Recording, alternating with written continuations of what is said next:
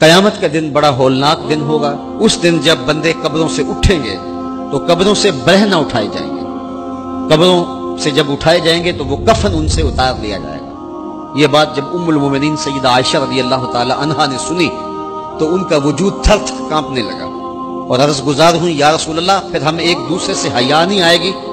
فرمایا عائشہ معاملہ اس سے بھی آگے ہے۔ مطلب کیا؟ اگر کسی کو ہوش رہا تو حیا آئے گی نا، ہوش اڑے ہوئے ہوں گے، ہول قیامت طاری ہوگا، بدن کانپ رہے ہوں گے، کلیجے لرز رہے ہوں گے، دل خوف سے پانی پانی ہو رہے ہوں گے، پتے پانی ہو جائیں گے۔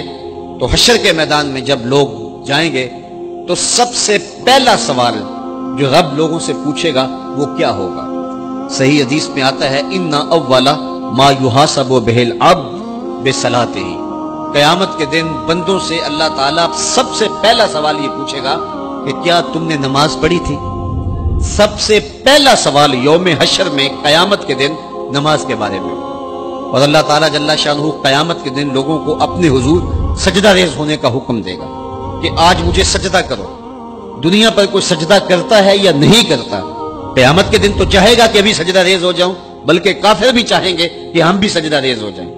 جب اللہ کی طرف سے سجدے کا حکم ہوگا تو بتوں کو سجدہ کرنے والے بھی سوچیں گے کہ آج ہم رب کو سجدہ کریں کہ اس کے حکم کی تعمیل ہو جائے، لیکن سجدہ کرنا چاہیں گے تو بے نمازیوں کی کمر اکڑ جائے گی، وہ سجدہ کرنا چاہیں گے بھی لیکن سجدہ نہیں کر سکیں گے، اور پھر رب کے سامنے جو ذلت اٹھانا پڑے گی، جو رسوائی اٹھانا پڑے گی، اس کو لفظوں کا پیراہن نہیں دیا جا سکتا۔ اور پھر جو بے نمازی ہوں گے اللہ کے حضور سجدہ نہیں کر پائیں گے، اللہ تعالیٰ انہیں اس صف میں کھڑا کر دے گا جس صف میں فرعون کھڑا ہوگا، نمرود کھڑا ہوگا، حامان کھڑا ہوگا، قارون کھڑا ہوگا، ابی بن خلف کھڑا ہوگا۔ دشمنان خدا جس صف میں کھڑے ہوں گے بے نمازی کو اس صف میں کھڑا کر دیا جائے گا۔ میری لمبی تقریر نہیں، میں یہ آپ سے پوچھتا ہوں اور اپنے آپ سے پوچھتا ہوں، کیا ہم یہ گوارا کرتے ہیں کہ حشر کے دن ہمیں فرعون کے ساتھ کھڑا کر دیا جائے؟ کیا یہ ہم گوارا کرتے ہیں کہ حشر کے دن ہمیں نمرود کے ساتھ کھڑا کر دیا جائے؟ کیا یہ ہماری طبیعت اس کو برداشت کر سکے گی کہ رسول اللہ کے دشمنوں کے ساتھ ہمیں کھڑا کر دیا جائے؟ اور کیا میری مائیں اور بہنیں اور بیٹیاں یہ گوارا کر سکتی ہیں کہ رسول اللہ کی راہوں میں کانٹے بچھانے والی ام جمیل کے ساتھ انہیں کھڑا کر دیا جائے؟ یقیناً ہم کبھی نہیں چاہیں گے، ہم یہ رسوائی کبھی برداشت نہیں کر سکتے۔ ان کے پاس کھڑا ہونا ہی قیامت ہے، ان کے ساتھ کھڑا ہونا ہی عذاب ہے، اور پھر ان کے اوپر لعنتیں بھی برس رہی ہوں گی اور ان کے چہروں کے اوپر تارکو لک مل دی جائے گی اور وہ رسوائیوں کے گڑے میں ہوں گے، تو ان کے ساتھ کھڑا ہونا تو بہت بڑا عذاب ہوگا۔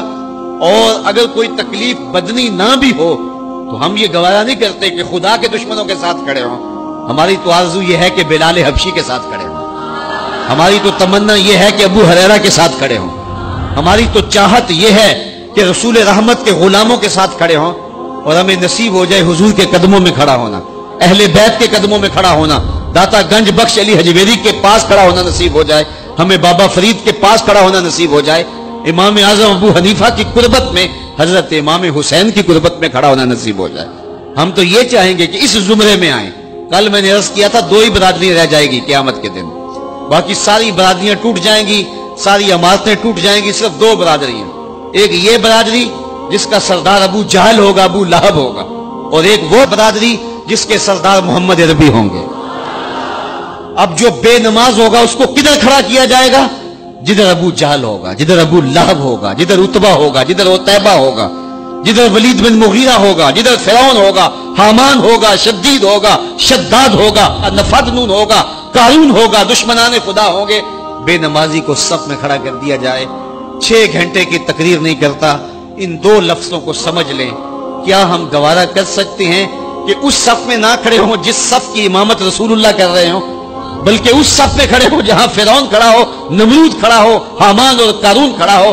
تو یقیناً ہم تو اس تصور سے کانپ جائیں کہ ہم ادھر کھڑے ہوں گے۔ تو پھر آج دعا کی اس محفل کے اندر یہ عزم کر کے اٹھو کہ جان جائے تو جائے، نماز نہ جائے۔ 5 گانا نماز شعار زندگی بنا لیں گے۔